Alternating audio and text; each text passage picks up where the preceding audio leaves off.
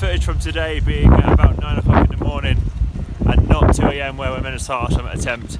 We've not summited. The guides have called off the summit attempts for today for everyone because the weather is really crap.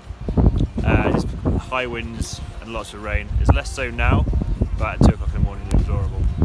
So time to head back down the hill back to the entrance to the park.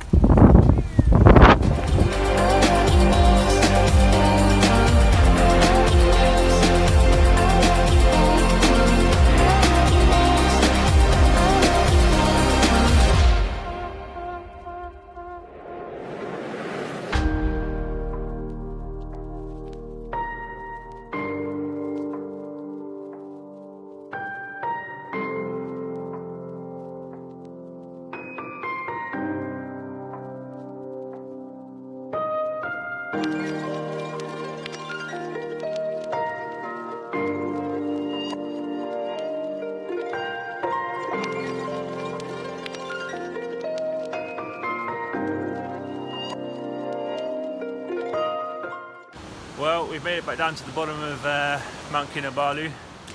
It's definitely a hard one on the knees coming down there. There's a lot of rocky steps.